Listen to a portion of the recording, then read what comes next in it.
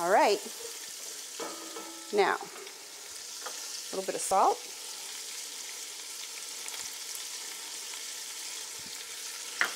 A little bit of pepper.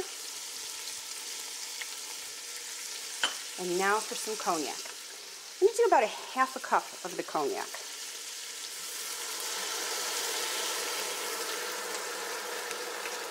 And we're going to let this come up to a boil. And again, not very long. Just want a little of the alcohol to cook off. And then I'm going to add a teaspoon of tomato paste. Now, you can use tomato paste in a can, but then of course there's a lot of waste. So I buy the tomato paste in a tube, and I just squeeze it right in. And I eyeball it. It doesn't have to be exact. If you get a little more than what's the equivalent of a tablespoon, it's certainly not going to ruin your dish. Perfect. Give that a little stir. And now I'm going to add half a bottle of red wine. And again, you can add more to this. However, I think a half a bottle is just about perfect. Sometimes the wine can come through too much for my palate if I added more. But again, taste as you go and use your own discretion of what you like. Okay, and then about 3 cups of beef stock. Now you can use a canned or boxed beef broth, perfectly fine, or even better, make your own. I like to make my own on Sundays. I get a couple of pots going, and then we have beef stock that I use and chicken stock all week long in different dishes. All right, I am going to put a lid on it. Bring it down to a simmer. And for about an hour and a half, that is going to cook low and slow. And I'm done for today. So I'll see you tomorrow, and we'll work on the final finishing touches for our birthday dinner. So I'd like to introduce you to my husband, Tom, and he is our wine connoisseur here. So when we were planning the menu, that's when we decided to talk about what wine we'd be serving, and he's going to tell you about what we chose and why we chose it. As Roberta said, you should choose your wine when you choose your menu. It shouldn't be a last-minute thing where you have to run out and make quick decisions. There's a few basic rules on the wine that you should follow. One is you should drink the white wine with the lighter foods, like Roberta's serving a salad, so that's perfect for the white wine with the salad. And for the main course, when you're having heavier foods, beef or pasta dishes, you really want the red wine.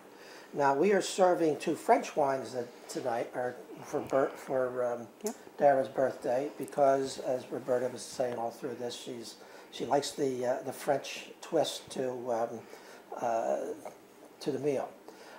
The other thing that you should do, you should find yourself a good wine merchant.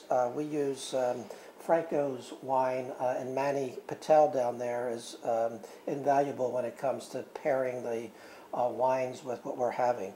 And really, any good wine store can do that, and don't hesitate to ask them. That's what they're there for, and that's their business. So don't be intimidated by it. Just ask for some help, and believe me, you can't go wrong these days. Any wine over $10 is sure to be a good wine, and it just gets better as you go out. So that's what we're going to be doing for Dara's birthday. And what's the rule of thumb about how much wine to buy? I think for 6 people, you should at least 2 bottles of each one of them for dinner.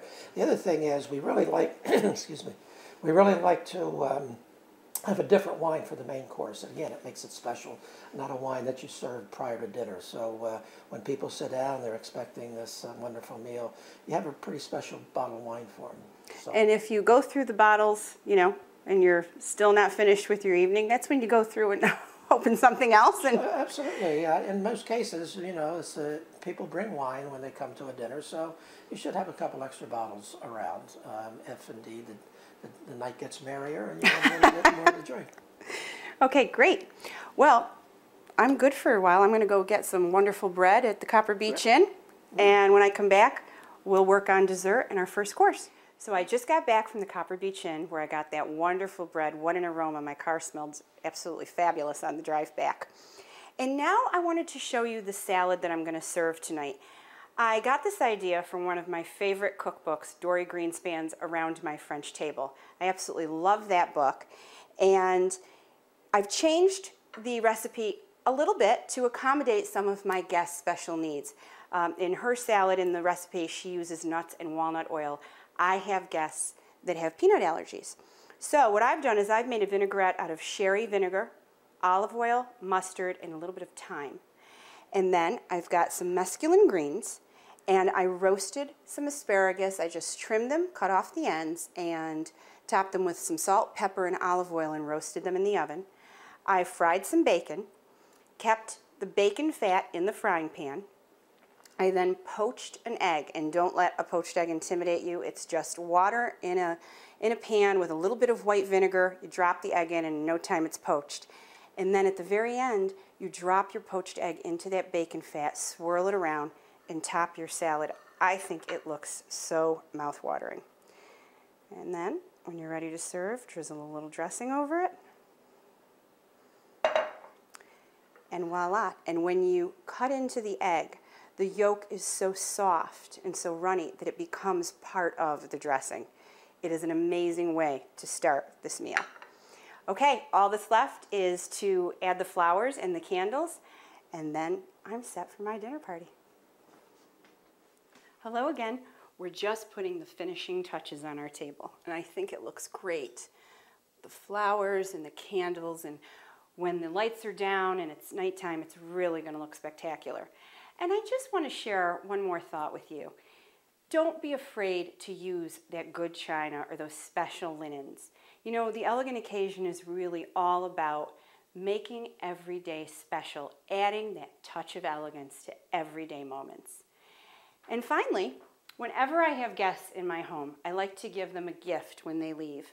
Something that will remind them of the time they spent in my home. And I try to keep in mind whatever the theme of the evening was. So tonight was Dara's birthday. We're having beef bourguignon, which is a classic French dish. So I'm sending everybody off with this little box of homemade French chocolate bark.